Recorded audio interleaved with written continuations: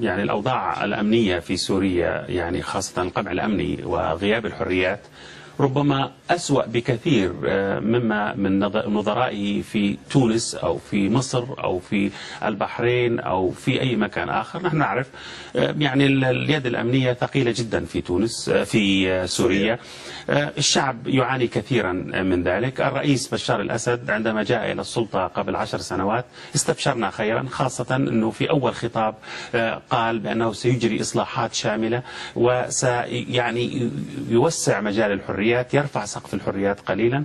لكن للأسف رغم هذه الوعود التي استمرت على مدى 10 سنوات لم نرى إصلاحا على الإطلاق، وإذا حصل بعض الإصلاحات فكانت محدودة جدا. أنا أتحدث هنا عن الإصلاحات السياسية. فمن الطبيعي أن يحتج الناس في سوريا على هذه القبضة الأمنية الشديدة جدا التي يمارسها النظام. ومن المؤسف وأنا أقول لماذا يعني حصرت الاحتجاجات في درعا بالجنوب وبعض البلدات القريبة منها ولم تمتد إلى عموم القطر السوري؟ لا نعرف، يعني درعا كانت مفاجأة، يعني زي أبو زيد في تونس مثلا. أبو زيد كانت مفاجأة بالنسبة إلينا، يعني لم نتوقع أن تندلع الاحتجاجات في قرية أو في بلدة في الوسط التونسي تكاد تكون مغمورة. نفس الشيء درعا كانت دائما مغمورة في سوريا. لكن هناك مظالم، يعني الشعب السوري يعيش مظالم كثيرة. يعني الأمن لا يرحم في سوريا، يعني لا يتردد في التعامل بشراسة مع أي شخص يطالب بالإصلاح. يعني شاهدنا هيثم المالح 82 سنة عمره يحكم عليه 7 سنوات سجن وهو رجل متقدم في السن لأنه طالب بإصلاحات. شاهدنا المراهقة طل الملوحي مثلا تعتقل ويصدر عليها حكم 5 سنوات بالسجن وبتهمة تجسس ويتم نهش عرضها والحديث عن علاقات جنسية. ونعرف هذه الأعراض مهمة جدا في بلداننا. يعني هناك تعامل أمني شرس جدا مع أي شخص يعارض النظام أو يعترض على الفساد الاقتصادي، الفساد السياسي. يعني الشعب السوري يعني شعب وطني، شعب عنده تاريخ حافل في الوطنية والوعي في نفس الوقت. يعني الشعب السوري يريد إصلاحات.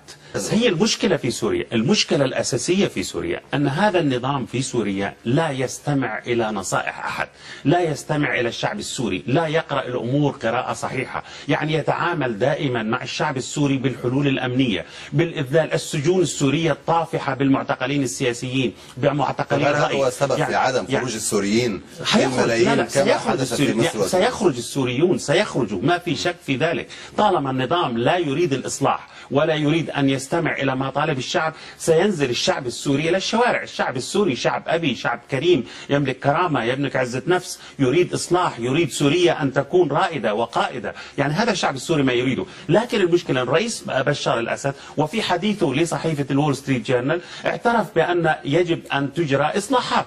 طب ماذا فعل؟ اعترف بأن هناك فساد. ماذا فعل؟ لا شيء، صفر. أعتقد أن يعني الشعب السوري يطالب بمطالب مشروعة في التغيير. هناك نظام بوليسي قمعي لا يريد التغيير على الإطلاق، وعود كثيرة. إحنا عندنا في سوريا في مثل بيقول لو بدها تشتي لغيمت. يعني الدكتور نبيل بيتحدث عن إطلاق أحزاب وحريات وإجراءات بعد أشهر. يعني سمعنا هذا الكلام على مدى ال10 سنوات اللي فاتت. أعتقد أن الوقت متأخر. بلا شك يعني أن إسرائيل مرتاحة جدا لحالة الاستقرار والهدوء على جبهة الجولان. يعني جبهة الجولان منذ حرب 1973 حتى الآن لم تطلق رصاصة واحدة على إسرائيل. لم نشهد أيضا حتى تفعيل لأشقائنا السوريين في هضبة الجولان اللي تحت الاحتلال. يعني شاهدنا انتفاضة في الضفة الغربية، شاهدنا انتفاضة في قطاع غزة، لم نشهد انتفاضة في هضبة الجولان لسبب بسيط، لأن النظام السوري حقيقة لم يرد تفعيل الانتفاضة من قبل أشقائنا في سوريا الواقعين تحت الاحتلال. أستاذ عبد الباري عطوان، إلى أين ستصل الأمور من هذه النقطة الآن؟ يعني أولا يعني دعني أؤكد على نقطة أساسية.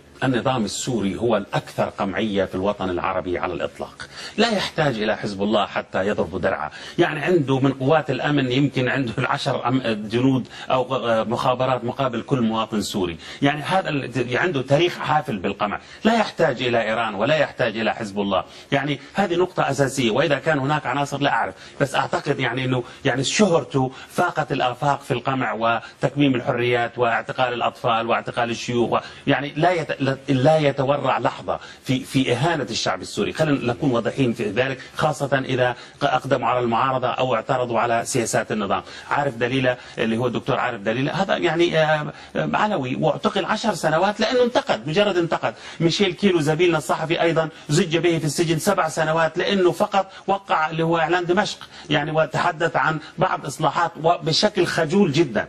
فهذا قصدي. ففي تقديري يعني هذا النظام لا يحتاج إلى معونة خارجية في القمع، بالعكس هو يصدر خبراء بالقمع إلى دول أخرى إذا احتاجت هذه الدول.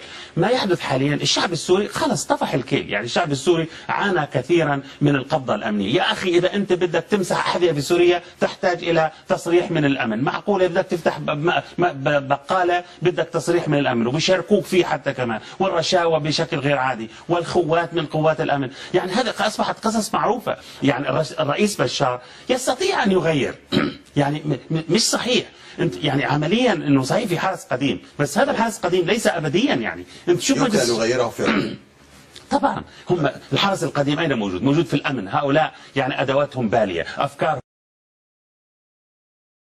يعني اوت ديتد اكسباير. يا اخي شوف مجلس الشعب السوري كله عواجيز، يعني مش معقوله يعني كلهم فوق ال 75 سنه، 70 او ال 75 سنه، والرئيس شاب والامه شابه، 52% من الشعب السوري تحت 26 سنه، معقوله بيحكموا عواجيز والامن بنفس العقليات القديمه؟ يعني ونقول اصلاح، اي واحد بيحكي اصلاح بيعتقلوا.